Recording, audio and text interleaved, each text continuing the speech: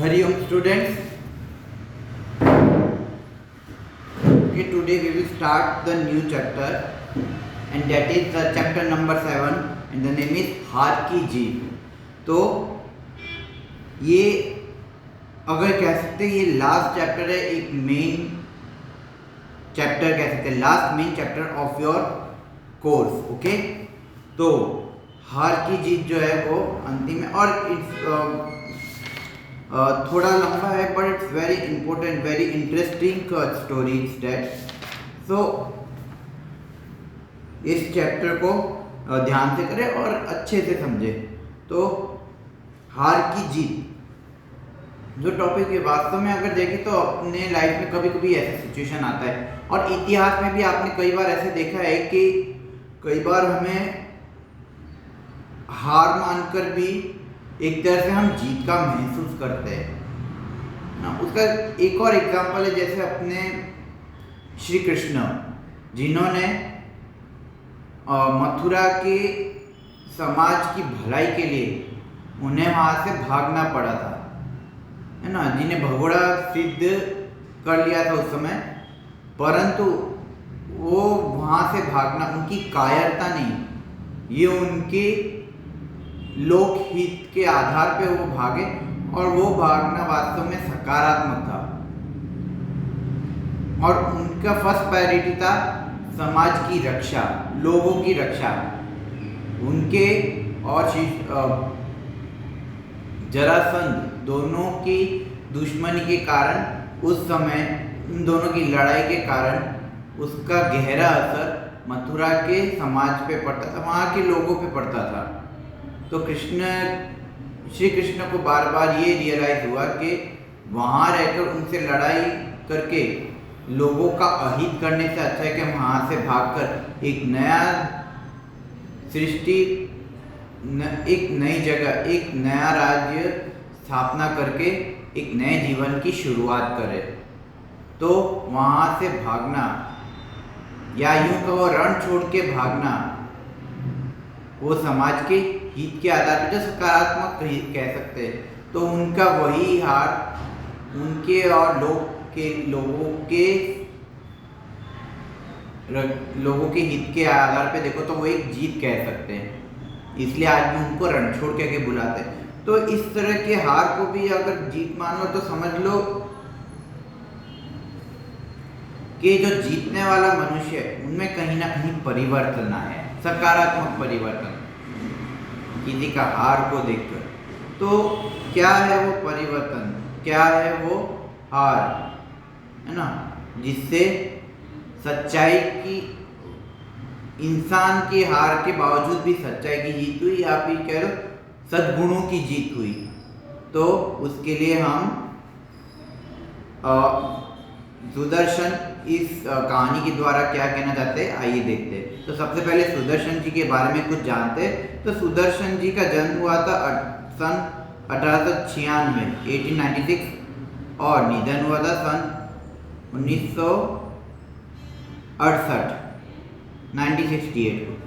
तो कुछ जानते हैं उनके बारे में। और तो सुदर्शन का मूल नाम बद्रीनाथ शर्मा था। आपका जन्म पंजाब के सियालकोट में हुआ था। जब आप 6वें दर्जे में थे तभी आपने प्रथम कहानी लिखी थी। प्रेमचंद की तरह आपने भी उर्दू में लेखन प्रारंभ किया। तत्पश्चात हिंदी में लिखने लगे। नाटक, कहानी तथा उपन्यास लिखकर हिंदी साहित्य को समृद्ध किया। तो हिंदी में इन्होंने ऐसी ऐसी कहानियाँ, ऐसी ऐसी उपन्यास लिखी कि इसके कारण के हिंदी की वैल्यू धीरे धीरे बढ़ने लगी और ये नॉर्थ इंडिया में काफ़ी ज़्यादा था इस मामले में। तो मुंशी प्रेमचंद जी के बाद इनका भी बड़े बड़े लेखकों की लिस्ट में नाम आता है। तो ये उसी आधार पे इन्होंने कहा कि इन्होंने हिंदी साहित्य को काफ़ी समृद्ध किया था उस समय। प्रस्तुत कहानी सुदर्शन जी द्वारा लिखित एक उपदेश प्रदान करता है जो मानव भावनाओं पर आधारित है। बाबा भारती के अनोखे घोड़े की चर्चा डाकू खड़क सिंह के कानों तक पहुंचती है। वह धोखे से घोड़ा ले जाता है, परंतु बाबा भारती की एक बात उसे घोड़ा लौटाने पर मजबूर कर देती है। उसी बात ने उस डाकू का हृदय परिवर्तन कर दिया। इसी बात पर यहाँ प्रकाश डाला गया है। इस कहानी में विनम्रता, उदारता, पश्चाताप, दयाभाव, लोकहित की आकांक्षा आदि मूल्यों को समाविष्ट किया गया है। अब इन सभी मूल्यों को अगर ध्यान में रखें तो आज की लाइफ में, खास करके हम शहर में रहते, इन सब की वैल्यू आज के टाइम में देखें तो बहुत कम देखने को मिलती है। क्यों? क्योंकि आज ये देखते हैं कि प्रैक्टिकल लाइफ जीना चाहिए। प्रैक्टिकल लाइफ की परिभाषा आज भी लोग नहीं समझ पाते। प्रैक्टिकल को इतना नकारात्मक तरीके से लिया गया है कि उसका असर हर किसी मनुष्य के जीवन में देखा जा सकता है। प्रैक्टिकल लाइफ के नाम पर जो नकारात्मकता फैलाई जा रही है, और वही कारण है कि आज अधिकांश, चाहे वो बच्चे हो, जवान हो, चाहे बूढ़ा, बड़े बुजुर्ग हो, वो टेंशन की लाइफ जीते, फ्रस्ट्रेशन, हाई ब्लड प्रेशर, कई तरह की ऐसी बीमारियां जिनका इलाज करना मुश्किल है। साइकियाट्रिस्ट या साइकोलॉजिस्ट के पास जाना पड़ता है। इवन अगर आप देखो तो जिन्हें हम अपना मानते हैं वो भी अपनों की तरह बर्ताव नहीं करते, वो चाहे कोई भी छोटे हो या बड़े हो। क्यों? क्योंकि इन वैल्यूज की धीरे धीरे वैल्यूज कम होती जा रही है, जो मॉरल वैल्यूज जिसे हम कहते हैं। तो अगर आप इस चैप्टर में देखेंगे तो हो सकता है कि ये कहानी कल्पना, परंतु इसका जो कंटेंट है वो कहीं ना कहीं हमारी वास्तविक जीवन से जुड़ा हुआ है। अगर आप इसे अपने रियल लाइफ में अगर एक्वायर करेंगे, देन यू विल रियलाइज कि आपकी लाइफ वास्तव में कितनी अच्छी, कितना स्वर्ग, आपको जीते जी स्वर्ग महसूस होगा। आप जीते जी, नहीं तो हम क्या हमेशा स्वर्ग, हमेशा ऊपर मरने के बाद की कामना करते नहीं। स्वर्ग आपके मरने के बाद नहीं, आपके जीते जी होता है। और इन वैल्यूज को अगर आप जीवन भर अपनाएं, भले कितनी भी तूफानों का सामना पड़े, कितनी भी तकलीफों का सामना पड़े, अगर इस वैल्यूज को अगर आपने लाइफ में कंटिन्यू आपने जीवन के अंत तक उसे बनाए रखा, तो आपका पूरा जीवन वास्तव में एक सुखद फील होगा, एक अंदर से फील होगा। नहीं तो हम सुख हमेशा या जीत हमेशा हम हार की तरफ देखते हैं, है ना। हार और जीत हम बाहर की तरफ देखते हैं, परंतु वास्तव में जीत और हार है ना, वो हमारे अंदर होता है। यही पता है कि अंत में जो बाहर से हमें जीत दिखता है, और माफ करना, बाहर से हमें जो हार दिखता है, वास्तव में उनके भीतर एक जीत फीलिंग होता है। तो वही इस हमें चैप्टर में दिखाया गया। तो आप इस चैप्टर में देखते आगे, इस चैप्टर में हार की जीत को किस तरह से बताया गया है। ठीक है, तो माँ को अपने बेटे और किसान को अपने लहलहाते खेत देखकर जो आनंद आता है, वही आनंद बाबा भारती को अपना घोड़ा देखकर आता था। भगवत भजन से जो समय बचता वह घोड़े को अर्पण हो जाता। वह घोड़ा बहुत ही सुंदर और बलवान था, है ना। जिस तरह माँ को अपने बेटे और किसान को लहलहाते देखकर आनंद होता है, वैसे ही इनको बाबा भारती जो थे, उनको अपना घोड़े को देखकर आनंद आता है। इतना प्रेम, इतना लगाव एक दूसरे से। भगवत भजन मतलब आप भगवान के जो भजन करते, आरती, पूजा अर्चना, जो कुछ भी करते हैं, तो उन सब से जब भी टाइम मिलता था वो अपने घोड़ों के साथ बिताता था। और घोड़ों के साथ जितना बिताता था उतना आनंद, उतना रिलैक्स फील होता था। अपने भी लाइफ में तो भी देखते होंगे कि टाइम पास में भी हम ऐसे काम करते कि जिससे हमारा ही नहीं दूसरों का भी लाभ मिले। ठीक है, तो इस तरह का टाइम पास। लेकिन आज के समय में टाइम पास हम कहाँ देखते हैं? हम सिर्फ अपने सेल्फिश को देखकर ही हम टाइम पास ज़्यादा करते हैं। डेट इज वाई आज के टाइम में किसी की जो मानसिक विकास है उसमें वृद्धि नहीं आ पाती, उलट बहुत बिगड़ जाती है। ठीक है, तो भगवत भजन से जो समय मिलता वह घोड़े का अर्पण हो जाता। वह घोड़ा बहुत ही सुंदर बलवान था। इसके जोड़ का घोड़ा सारे इलाके में न था। बाबा भारती उसे सुल्तान कहकर पुकारते, अपने हाथ से खर हरा करते, खुद दाना खिलाते और देख देख कर प्रसन्न होते थे।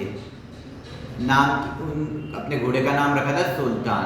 है ना, और हाथ से सहलाना सब करता था, लालन पालन हर चीज़ का करता था, जैसे अब हम अपने संतान को करते हैं, है ना, अपने संतान को, अपने भाई बहन को, छोटे भाई बहन को, या जो भी बच्चा जो भी सामने दिख जाए, तो एक तरह से प्रेम लुटाना कहते हैं इनसे, ठीक है।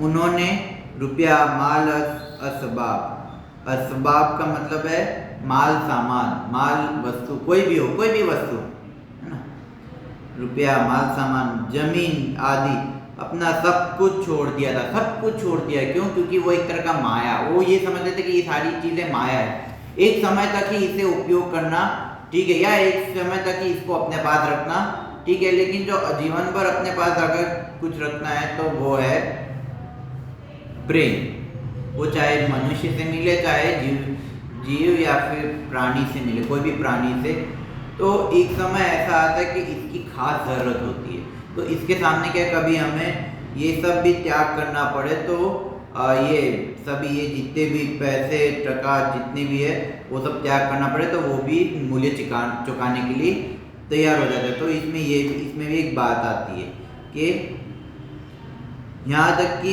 उन्हें नगर के जीवन से भी घृणा थी। नगर के जीवन मतलब अपने शहरी जीवन, जैसे अपने आज के जीवन में देखो तो शहरी जीवन हम जीते आज के टाइम पे, तो शहरी जीवन में क्या होता है, बेईमानी, मतलब हीन भावना, भेदभाव, है ना, इस तरह की खींचातानी, टांग खींचाई, जबरदस्ती, है ना,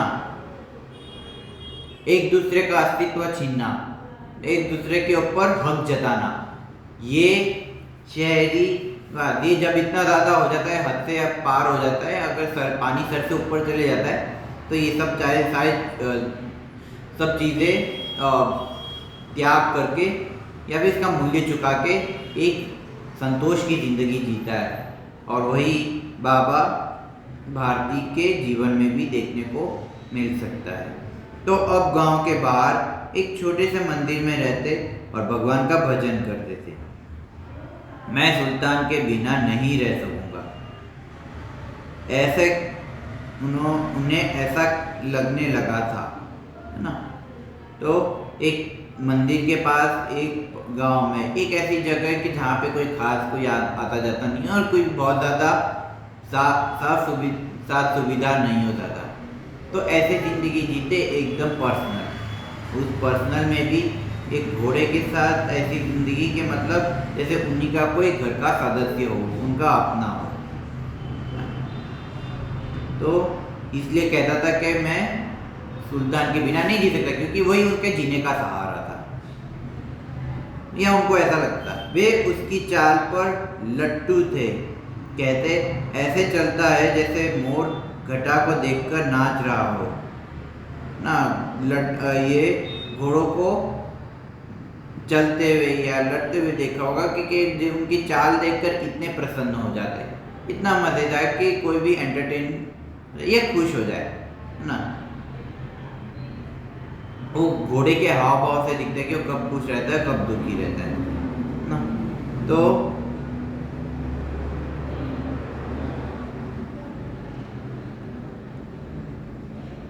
भगवान का भी भजन करते थे ना।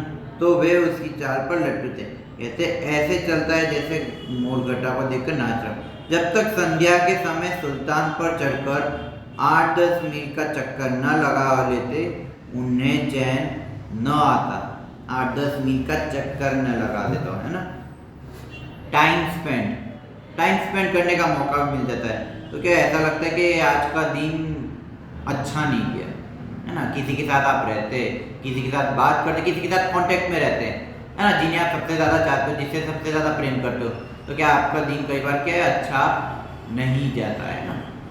तो इसमें भी लागू है। तो खड़क सिंह उस इलाके का कुख्यात डाकू था। खड़क सिंह एक दूसरा कैरेक्टर, क्या नाम, वो क्या था, बदनाम डाकू था, कुख्यात डाकू, है ना। तो लोग उसका नाम सुनकर कांपते थे। होते होते सुल्तान की कीर्ति उसके कानों तक भी पहुंची, है ना। डाकू इतना खतरनाक कि लोग उनसे डरते थे। जैसे अपने शोले के वो क्या कहते हैं, क्या नाम उसका,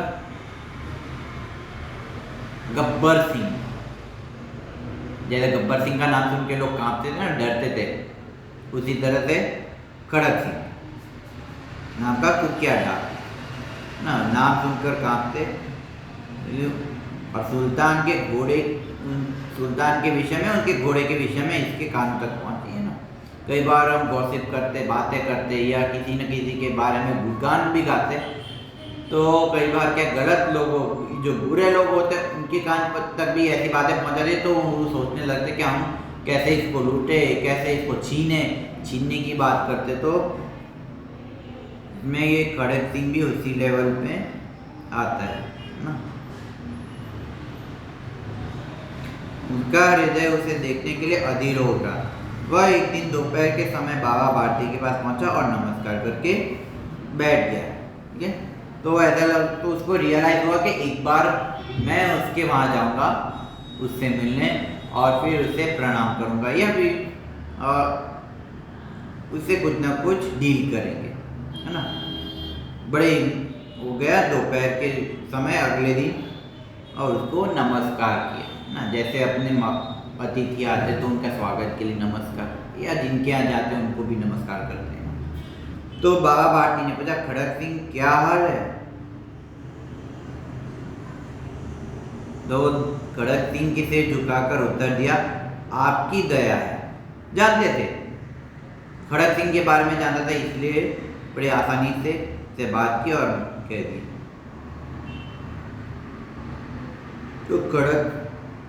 तो बाबा भारती ने फिर पूछा कि कहो इधर कैसे आ गए?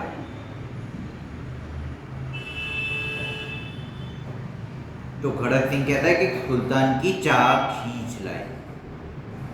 फिर कहते हैं खड़क सिंह, माफ करना बाबा भारती, कि विचित्र जानवर है, देखोगे तो प्रसन्न हो जाओगे। फिर खड़क सिंह कहते हैं कि मैंने भी बड़ी प्रशंसा सुनी है। बाबा भारती कहते हैं देखने में भी बड़ा सुंदर है। खड़क सिंह कहता है कि उसकी चाल, माफ करना मैंने भी बड़ी प्रशंसा सुनी, ये खड़क सिंह कहता है। फिर वो बाबा भारती कहते हैं उसकी चाल तुम्हारा मन मोह लेगी। खड़क सिंह फिर कहते हैं देखने में भी बड़ा सुंदर है। फिर कहते हैं बाबा भारती कि क्या कहना, जो उसे एक बार देख लेता है उसके हृदय पर उसकी छवि अंकित हो जाती है। तो खड़क सिंह कहता है कि बहुत दिनों से अभिलाषा थी, आज उपस्थित हो सकता हूं। तो अब बारी है खड़क सिंह की, क्या करता है अब देखते हैं। न करने के बाद तो बाबा भारती और खड़क सिंह अस्तबल में पहुंचे। अस्तबल जहाँ पे घोड़ों का निवास होता है। बाबा ने घोड़ा दिखाया घमंड से, खड़क सिंह ने घोड़ा देखा आश्चर्य से। उसने सहस्त्रों घोड़े देखे हैं, 2 घोड़े देखे थे, परंतु ऐसा बांका घोड़ा उसकी आंखों से कभी न गुजरा था, है ना। काफी अट्रैक्टिव लग रहा था।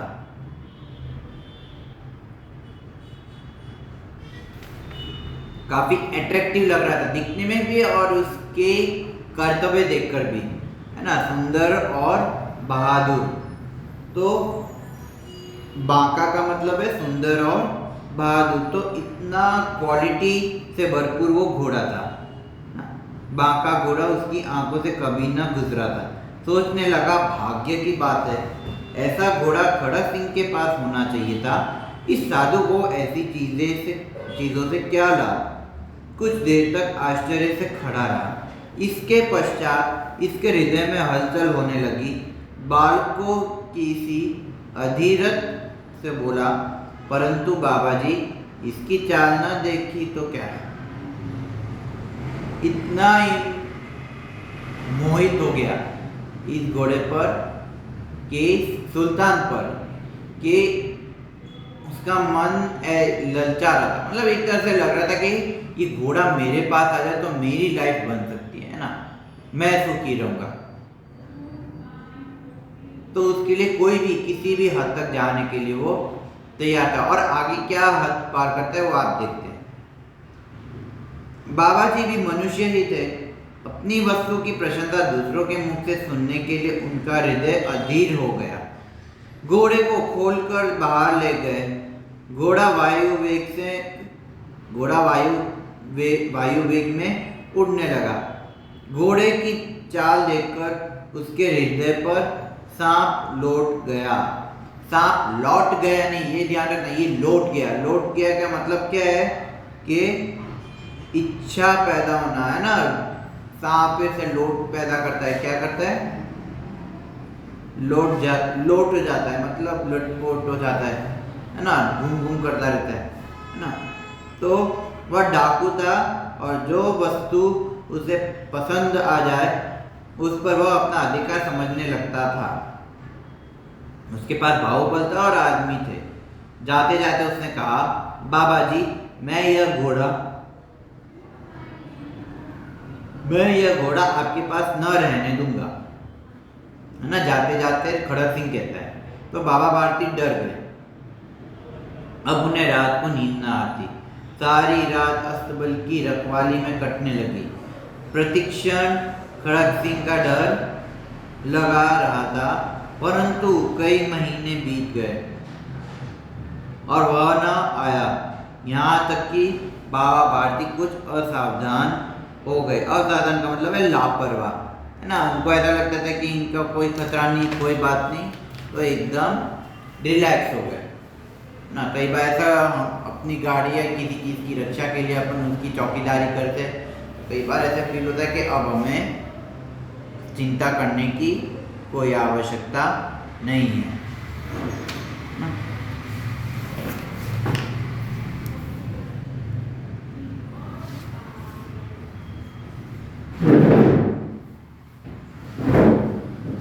संध्या का समय था। बाबा भारती सुल्तान की पीठ पर सवार होकर घूमने जा रहे थे। इस समय उनकी आंखों में चमक थी, मुख पर प्रसन्नता। कभी घोड़े के शरीर को देखते, कभी उसके रंग को, और वह मन में फूले न समाते थे। सहसा एक और से आवाज आई। सहसा मतलब अचानक, इमीडिएटली, कुछ भी हो सकता है। तो आवाज आई, ओ बाबा इस कंगले की सुनते जाना। कंगले मतलब कंगाल, जो कंगाल हो उसे कंगले कहते हैं, ठीक है। क्या कहते हैं? कंगले मतलब गरीब व्यक्ति, है ना। ओ बाबा इस कंगले की सुनते जाना। आवाज में करुणा थी। बाबा ने घोड़े को रोक लिया। देखा एक अपाहिज वृक्ष की छाया में पड़ा करा रहा था। बोले, क्यों, तुम्हें क्या कष्ट है? अपाहिज ने हाथ जोड़कर कहा, बाबा मैं दुखिया रहा हूँ, मुझ पर दया करो। रामावाला यहाँ से 3 मील है, मुझे वहीं जाना है। घोड़े पर चढ़ा लो, परमात्मा भला करेगा। होते ना, कोई गरीब दिखता है, कोई दुखी आदमी, तो जो साधु विचार वाले होते, जो वास्तव में साधु विचार सीधे होते, क्या ऐसे होते जो सेवाभावी होते, तो उनके सामने अगर कोई आ जाए, तो ये भिखारी और ये जो जरूरतमंद है उसके सामने आते हैं, तो ये स्वभाव है कि इनके लिए कुछ अच्छा करने के लिए सोचकर हम चाहते कि हम अपना एटलीस्ट हम भला करें या भगवान की एक तरह से आराधना करें। तो ये देखकर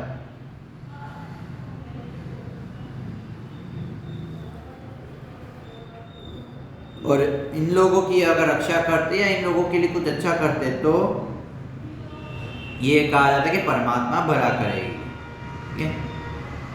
तो बाबा पूछते कि ये वहाँ तुम्हारा कौन है? फिर वो उत्तर देता है कि दुर्गा दत्त वैद्य का नाम सुना होगा, उनका सौतेला भाई। तो बाबा भारती ने घोड़े से उतरकर अपाहिज को घोड़े पर बिठा लिया और स्वयं उसकी लगाम पकड़कर धीरे धीरे चलने लगा। तो सहसा उन्हें एक झटका सा लगा और लगाम हाथ से छूट गया। उनके आश्चर्य का ठिकाना न रहा जब उन्होंने देखा कि अपाहिज घोड़े की पीठ पर तन कर बैठा है और घोड़े को दौड़ाए लिए जा रहा है। उनके मुंह से भय, विस्मय और निराशा से मिली हुई चीख निकल गई। वह अपाहिज डाकू खड़क सिंह था। तो जो अपाहिज जो था वो क्या वास्तव में खड़क सिंह था, मतलब वो एक बहरूपी के रूप में आया था कि कोई पहचान नहीं सके उसके दूसरे रूप को, है ना। ये आजकल ज़्यादातर देखने को मिलता है कि लूटने के लिए, छीनने के लिए ऐसे ऐसे रूप धारण करते हैं कि बाद में उससे विश्वास करना छोड़ देता है ना। कहते दुनियादारी है, प्रैक्टिकल लाइफ है। तो this is not a practical life, this is a destructive life, isn't it? और इस डिस्ट्रक्टिव लाइफ को अधिकांश लोग प्रैक्टिकल लाइफ समझकर अप्लाई करते हैं और फिर जब भुगतते फिर हम भगवान को दोष दे दिया, इन लोगों को दोष देते जिसका इसमें कोई लेना देना नहीं होता। तो बाबा भारती कुछ देर तक तो चुप रहे।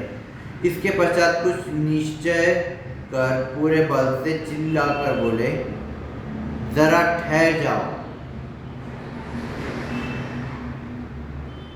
जरा ठहर जाओ। तो खड़क सिंह ने आवाज सुनकर घोड़ा रोक लिया। उसकी गर्दन पर प्यार से हाथ फेरते हुए कहा, बाबा जी यह घोड़ा अब न दूंगा। एटीट्यूड देखिए, एटीट्यूड या यू को कुविचार, है ना, गलत कार्य, अनुचित व्यवहार।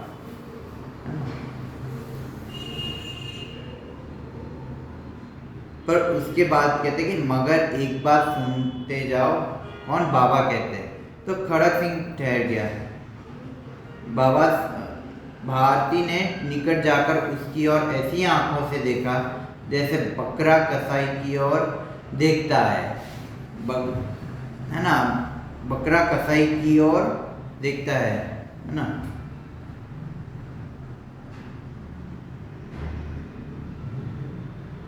तो फिर कहा, यह घोड़ा तुम्हारा हो चुका, मैं तुमसे इसे वापस करने के लिए नहीं कहूँगा, परंतु खड़क सिंह केवल एक प्रार्थना करता हूँ, उसे अस्वीकार न करना, नहीं तो मेरा दिल टूट जाएगा। इतना प्रेम, इतनी चिंता कि जाने का तो कम नहीं, लेकिन इससे ज़्यादा इसके लिए चिंता होती थी कि कहीं इसे छोड़कर ना चले जाए, क्योंकि उसको अपने जो वास्तविक मालिक के बाबा उनके साथ लगाव हो गया था। तो दूसरों के साथ, किसी दूसरे के साथ जाएगा तो उतना एडजस्ट नहीं हो पाया, है ना। तो इसलिए अब घोड़े का नाम न लो, मैं तुमसे इसके विषय में कुछ नहीं कहूँगा। मेरी प्रार्थना केवल यह है कि इस घटना को किसी के सपने प्रकट न करना, फिर किसी के सामने प्रकट नहीं करना। कुछ कहते हैं ना कि चलो हम ये करते हैं लेकिन इसके विषय में किसी को मत नहीं कहना, नहीं तो क्या अंजाम पूरा होता है। ऐसे होते हैं कई ब्लैकमेलर्स एक तरह से, तो ये एक तरह के ब्लैकमेल की बातें करने लगा, ठीक है। तो अब इसके आगे क्या होता है ये हम थोड़ी देर बाद आपको बताते हैं, काफ़ी इंटरेस्टिंग है, तो you will understand very shortly, okay. Thank you.